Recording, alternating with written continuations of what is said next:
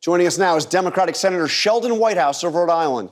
Senator Whitehouse, thank you for joining us. I want to get to the Trump indictment in a moment, but first, that campaign event was the first for Biden, even though he announced he was running 54 days ago. Does he need to pick up the pace and be a little more aggressive?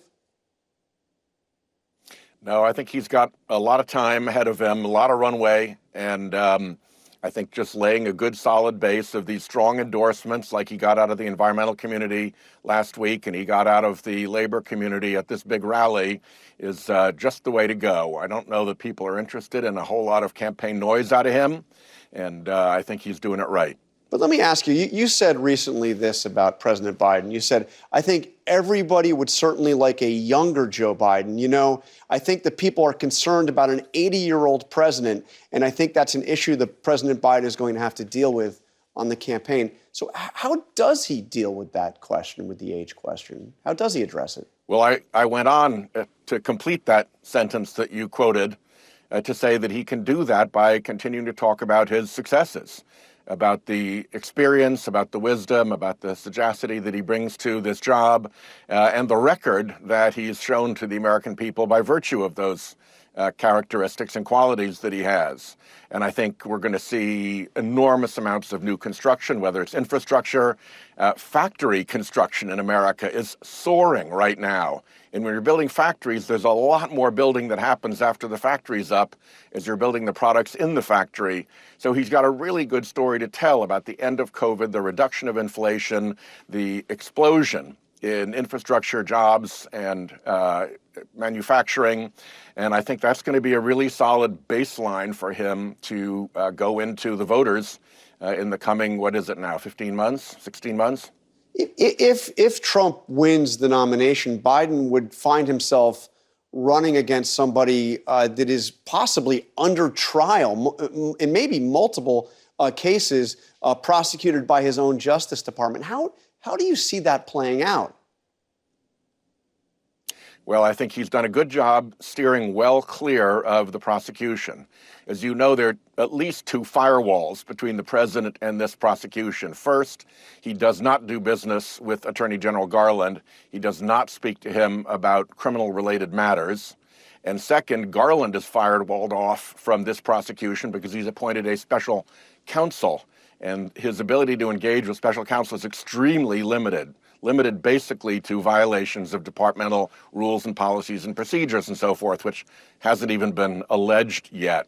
So he's a long way from the special counsel prosecution, and I think that goes forward the way it should, pursuant to rule of law, pursuant to justice policy, and pursuant to the very able judgment of the special counsel team.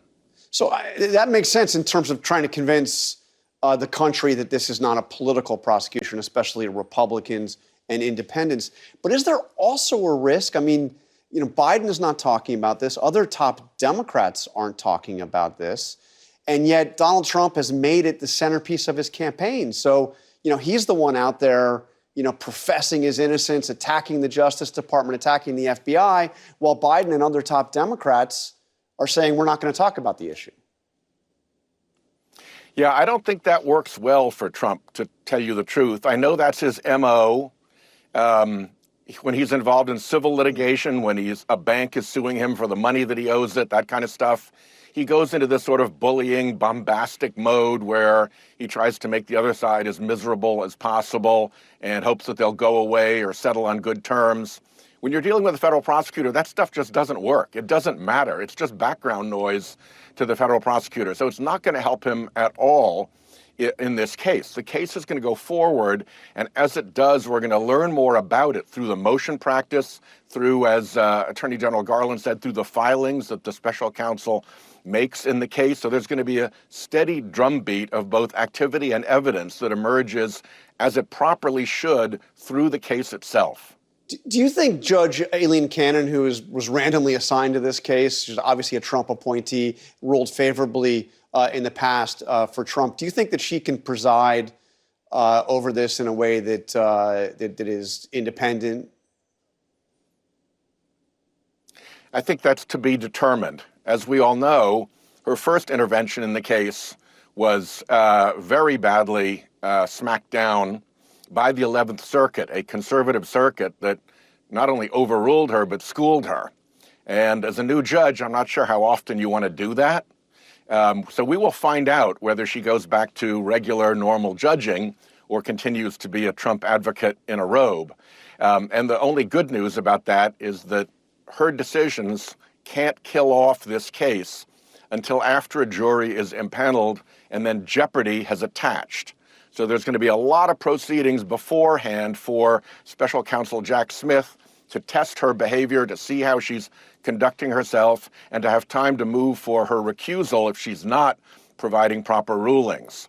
I suspect there's a pretty good chance that she will just decide this is a good time in her career for her to act like a real judge, and she'll take the correction of the 11th Circuit and act accordingly.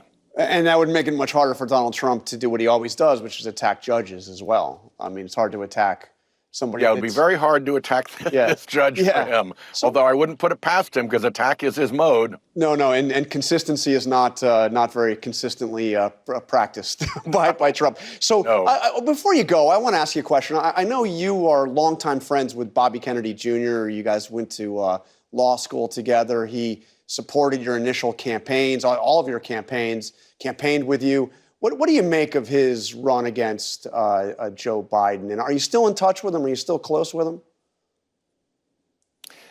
Not so much, particularly not since this political episode has begun.